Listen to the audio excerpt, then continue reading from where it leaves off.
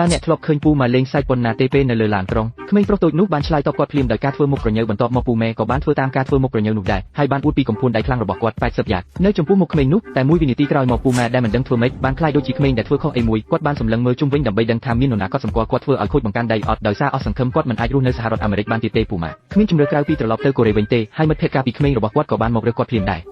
ពួកគេទាំងពីរបានបើកបរយ៉ាងសប្បាយរីករាយនៅលើផ្លូវធំរបស់កូរ៉េបន្ទាប់មកមិត្តភក្តិកាលពីក្មេងក៏បាននាំគាត់ទៅញ៉ាំស៊ុបជៀងកកចេងដែលកំពុងល្បីខ្លាំងនាពេលថ្មីនេះតែពូម៉ែគ្រាន់តែហិតក្លិននេះភ្លាមក៏ចង់វិលមុខហើយថែមទាំងនិយាយថាសំបីឆ្កែក៏ហិតហើយរង្គើក្បាលដែរតែមួយវិនាទីក្រោយមកគាត់បានផឹកស៊ុបនោះអស់រលីងញ៉ាំអស់3-4ឆ្នាំហើយនៅតែមិនគ្រប់គ្រាន់យ៉ាងអៀងចង់បានមួយឆ្នាំទៀតពេលត្រឡប់មកដល់សន្តាគារមិត្តភក្តិកុមារភាពក៏ឲ្យគាត់សាកល្បងម៉ាស៊ីនម៉ាសាកម្រិតខ្ពស់មួយពូសេះនិយាយថាចាំមិត្តភក្តិម៉ាសារួចចាំគាត់ម៉ាសាវិញតែមួយវិនាទីក្រោយមកក៏ទីមិត្តភក្តិចុះហើយគាត់ក៏អង្គុយម៉ាសាដោយរីករាយពេលមិត្តភក្តិជិតទៅផ្ទះក៏បានរៀបចំកាដូមួយឲ្យគាត់បើកមើលទៅស្រាប់តែជាអាសយដ្ឋានក្រុមគ្រួសាររបស់គាត់ទៅវិញមូលហេតុគឺថាពូសេះបានទៅអាមេរិកដោយស្ងាត់ស្ងៀមនៅពេលនោះហើយបន្ទាប់មកគាត់ក៏តាមអាសយដ្ឋាននោះទៅផ្ទះប្អូនស្រីរបស់គាត់ពេលប្អូន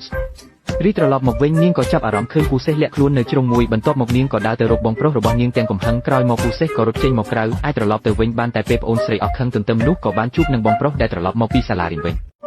ប៉ុន្តែក្មួយស្រីបានប្រទះឃើញពូរបស់ខ្លួនដែលលាក់ខ្លួននៅពីក្រោយជញ្ជាំងលោកពូម៉ាដែលរស់នៅម្នាក់ឯងនៅអាមេរិកមិនបានរៀនអ្វីទាំងអស់ក្រៅពីចេះអៀនខ្មាស់ប៉ុន្តែក្មួយស្រីបែរជាចូលចិត្តពូដែលមានរាងធំនៅចំពោះមុខនាងទៅវិញបន្ទាប់មកលោកពូម៉ាដើម្បីពង្រឹងទំនាក់ទំនងជាមួយក្មួយក៏ចាប់ផ្ដើមធ្វើម្ហូបដោយខ្លួនឯងដើម្បីចាប់ចិត្តក្មួយទាំងពីរដូច្នេះគាត់នឹងមិនត្រូវបានប្អូនស្រីរបស់គាត់បណ្ដេញចេញទេរវល់ពាក់កណ្ដាលថ្ងៃលោកពូម៉ាបានធ្វើ hamburger ស្ទាយអាមេរិកពីរហាក់ដូចជាឆ្ងាញ់ណាស់ប៉ុន្តែនៅពេលដែលពួកគេញ៉ាំវាបន្ទាប់មកលោកពូម៉ាក៏បាននាំពួកគេចេញទៅញ៉ាំអាហារ buffet ប៉ុន្តែនៅពេលត្រឡប់មកវិញបែរជាជួបអ្នកខ្លះនិយាយថាពូរបស់ពួកគេមើលទៅដូចជាហូបក្មួយស្រីហើយក៏បត់ភ្លាមលោកពូម៉ាហើយក៏ងឿងឆ្ងល់ដែរពេលត្រឡប់ដល់ផ្ទះក្មួយស្រីក៏ចង់ដឹងចង់ឬគ្រប់យ៉ាងអំពីពូនៅចំពោះមុខនាងដូចជាដៃនេះដែលធំជាងក្បាលរបស់នាងទៅទៀត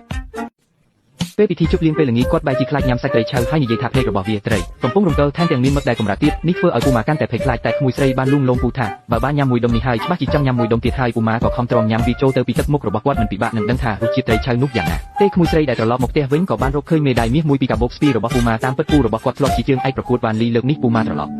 មកវិញក៏ចង់រកឪពុកម្ដាយដែលបោះបង់គាត់ចោលដែរក្រោយមកគាត់ត្រូវបានគូស្វាមីភរិយាជនជាតិអាមេរិកមួយគូយកទៅចិញ្ចឹមតែពេលគាត់ធំឡើងឪពុកម្ដាយចិញ្ចឹមរបស់គាត់បែរជាស្លាប់ដោយចៃដន្យទៅវិញពូម៉ាដែលគ្មានអ្នកមើលថែក៏តែងតែត្រូវអ្នកស្រុកបំពេញដែលថ្ងៃមួយគាត់បានប្រកួតជាមួយនឹងមនុស្សម្នាក់ក្នុងចំណោមមនុស្សកំពូលទាំង10នាក់នៅវ៉ានលីពូម៉ាបានឈ្នះគូប្រកួតតែគូប្រកួតនោះដោយសារតែជាទឹកដីរបស់ខ្លួនក៏ចង់បោះប្រាស់ហើយថែមទាំងចង់ប្រកួតក្បាច់គុណជាមួយមិត្តភក្តិកាលពីក្មេងរបស់គេទៀតពូម៉ាទ្រាំលេងបានក៏ចាប់គាត់បោះទៅលើជញ្ជាំងតែហេតុការអំពើហិង្សាលើកនេះពួកគេក៏ទ្រាំមើលលេងបានដែរដោយចៃដន្យពូម៉ាបានឮថាប្រទេសកូរ៉េនឹងរៀបចំការប្រកួតមែនលយដ៏ធំមួយគ្រាន់តែឈ្នះជើងឯកនឹងអាចឡើងទៅប្រកួតជុំវិញពិភពលោកនេះក៏ជាក្តីសុបិនពេញមួយជីវិតរបស់គាត់ដែរពូម៉ាដែលទើបតែត្រឡប់មកពីហ្វឹកហាត់វិញបែរជាបានជួបក្មេងស្ទីវ2នាក់ដែលចង់ប្រយុទ្ធជាមួយគាត់និងប្អូនស្រីរបស់គាត់